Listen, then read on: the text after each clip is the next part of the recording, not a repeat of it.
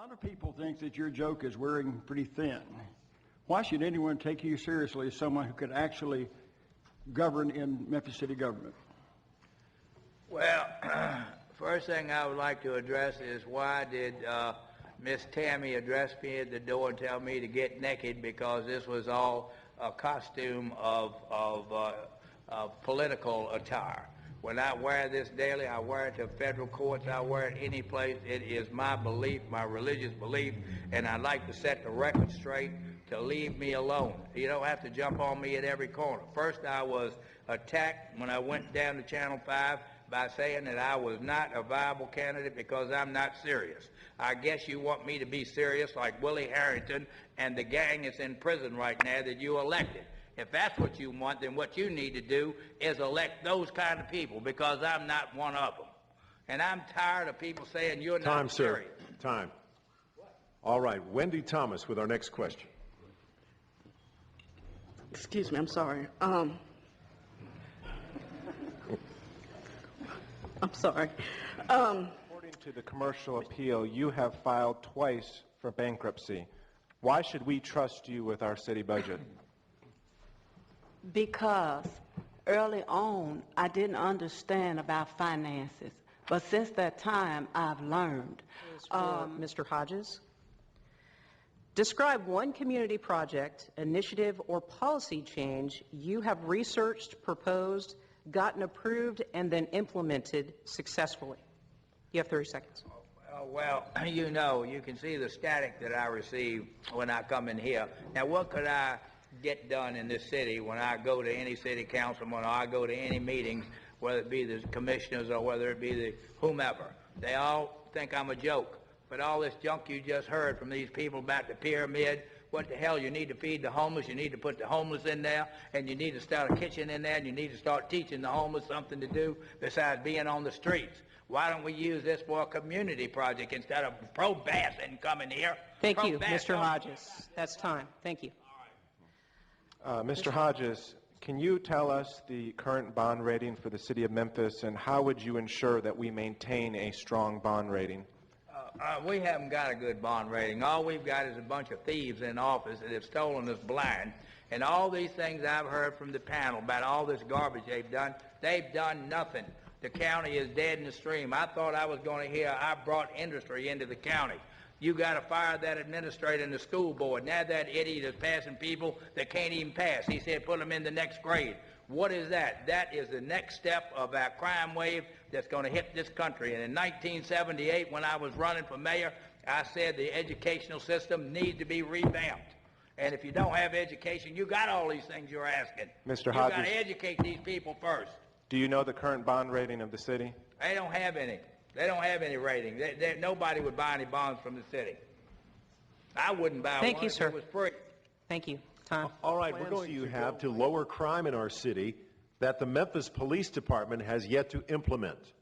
Well, you can see most of the policemen stand on Beale Street. You got 30 every 30 feet standing on Beale Street to keep people from getting robbed, raped, and killed.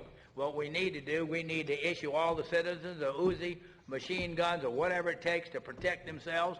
A friend of mine was filling his car with gas at 4 o'clock in the afternoon on Walnut Grove Road day before yesterday, and somebody picked him up in the air and robbed him in daylight and threw him on the floor. Dr. Wills, you may know him.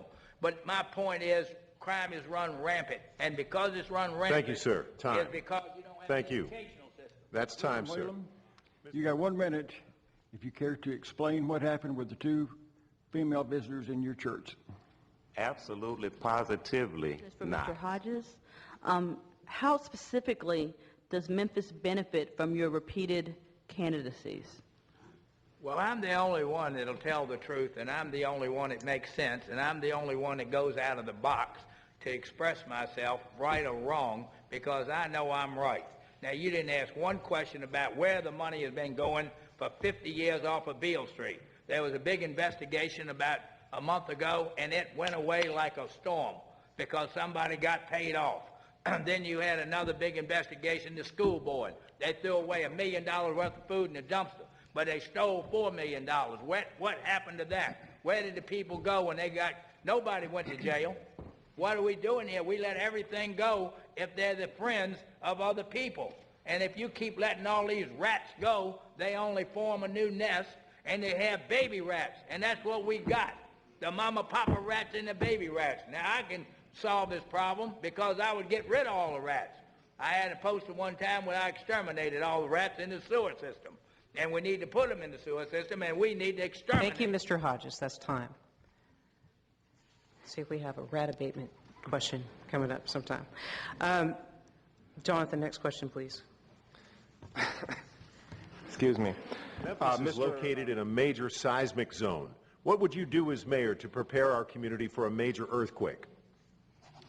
Well, there's nothing to do to prepare yourself for an earthquake because all the junk that's been built back in the 1800s will collapse just like a book of matches standing straight up. So what you've got to do is you have to have an escape route where they could go out of the city, where they could go by transportation and leave immediately, but we don't even know when it's going to happen. So I say, go to church and say your prayers and quit stealing all this money from the government and having these elaborate lunches at $12,000, $10,000 a year and the council and having Thank you, sir.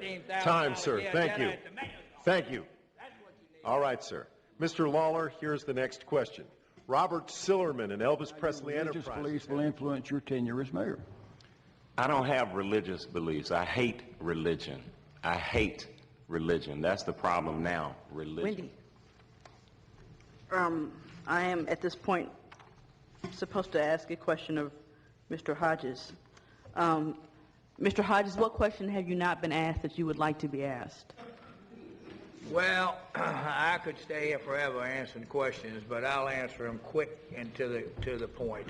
First, we need to take all these political turds and put them in a toilet and flush them out. We need new people. We need people who are dealing with people in this society that want to help them. We don't need all these lies and propaganda, what we're going to do. They've been going to doing it since I've been in town for 50 years, but nothing is done.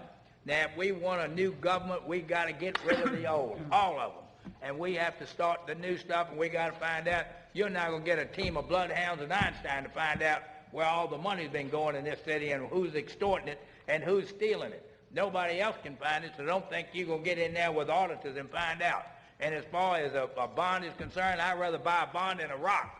I'd rather invest my money with Saddam Hussein if he in the grave. I'd rather go to Iran and do that if you're going to deal with all these things that nobody puts together. Mr. Hodges, time. Thank you.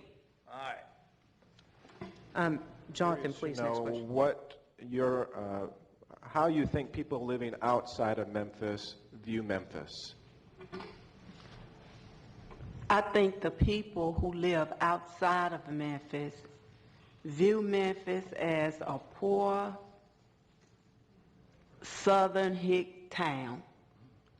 Now, you've all confessed to riding the bus. Now we're going to talk about city-owned vehicles and whether or not you drive one home as a yes or no question. So let's start with Charles Carpenter. If you're elected mayor, Mr. Carpenter, would you drive home a city-owned vehicle, meaning as your primary means of transportation, you'd take a city-owned vehicle home every night, yes or no? Yes. Ms. Chumney? No. Ms. Halbert? No. Mr. Hodges? Yes, I want 3 of them and 6 bodies. Mr. Lawler? No. Mr. Lowry? I ride home in a city home vehicle. I don't drive it. Ms. Webb? Ms. Webb? No. Reverend Whalen? For Mr. Hodges. Mr. Hodges, what will you do to adequately staff and fund the Memphis Public Library? 30 seconds. What will I do to the what public library? To adequately staff and fund the Memphis Public Library. Oh, they need to put comic books in there because it looks like the mentality of the young people now, all they want to do is look at comic books and video games. And then I would start getting them educated and build a whole new library and a whole new system for the people so that they could have a better place. And it needs to be built at the Penal Farm, not where you get robbed when you go into that library on Poplar. Thank you, Mr. Hodges. The next question is Name for... 2 ways you can make Memphis a better city during your term as mayor.